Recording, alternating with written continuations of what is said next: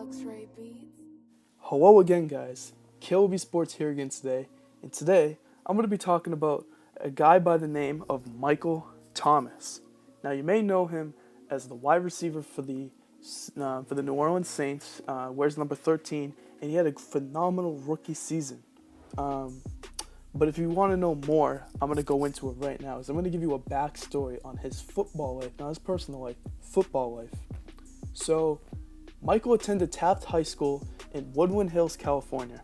It was there where he started to show flashes of a superstar receiver because as a senior, he caught 86 balls and led the entire state of California with 1,656 yards and 21 touchdowns.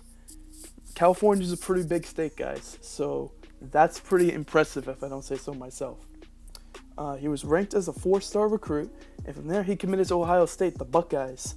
And he actually became roommates with the eventual starting quarterback for the Ohio State Buckeyes. You may know him as Cardale Jones. Well, he was a national champion, Cardale Jones, and now he plays for the LA Chargers. He's he's the backup to Phillip Rivers right now. So there you go. But as a sophomore in 2013, Michael Thomas was redshirted because he was recovering from a sports hernia surgery. Yep, and he was also struggling to learn the offense, and he had poor grades. So it wasn't really good for him. And the year before that wasn't good either because he only had 3 catches for 22 yards. So, yeah, it wasn't a great start from Michael Thomas after showing all of that potential as a high school senior. So, okay. Well, he wasn't worried about that because Michael said the only thing he was worried about was having 1,000 yards that very next season. Well, I mean, he didn't have 1,000 yards, but still, he led the team with 54 receptions, 779 yards, and 9 touchdowns. Solid numbers. In the next season, he had a similar performance as he had 56 catches for 781 yards and 9 touchdowns. That number 9, 9 touchdowns. Yep.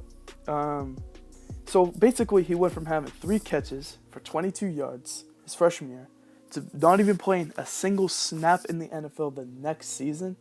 And then his life changed when he became the starter for the Ohio State Buckeyes and then being the best receiver. Oh, and also he became a national champion. How can I forget that? It was January 5th, 2016, where Thomas entered the 2016 NFL Draft. He attended the Combine, and he put up relatively decent numbers as he finished 3rd in the bench press with 18 reps. He was 9th in the broad jump with a 10.6, and 4th in the 20-yard shuttle with a 4.13. Solid numbers. What I found to be crazy was his NFL comparison.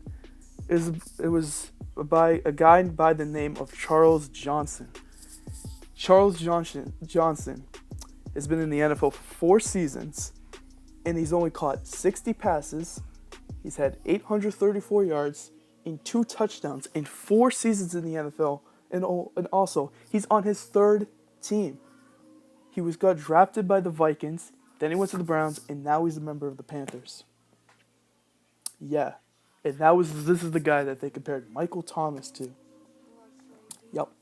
So, they said his floor was like bust. They said that's his floor, and he had a pretty relatively high ceiling, but I'm only going to talk about his weaknesses. So, he struggles with, they said, this is exactly quote of what scouts said about him.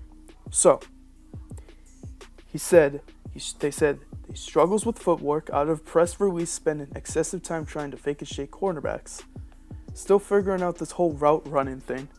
Needs to improve playing through contact and adjusting routes appropriately. Still thinking rather than just playing. Will have to work back to the throw more often on NFL level. Won't win over quarterbacks with inability to rescue off-target throws. Plays with passive field demeanor against aggressive cornerbacks. Won't go looking for work as a run blocker if he doesn't have to. And he doesn't appear to offer special teams value.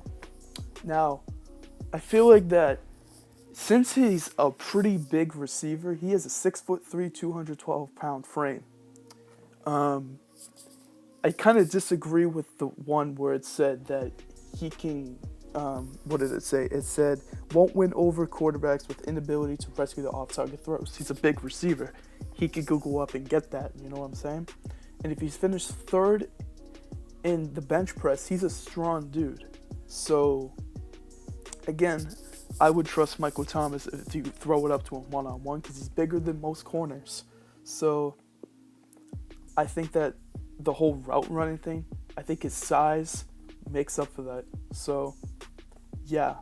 That didn't mean anything because he was drafted number 47th in the NFL by the Saints. Good fit. These are the receivers that were taken before Michael Thomas.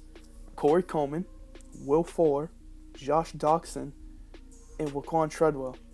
All of which, get this, all of which who combined for 83 receptions, 1,129 yards, and 5 touchdowns. 4 receivers.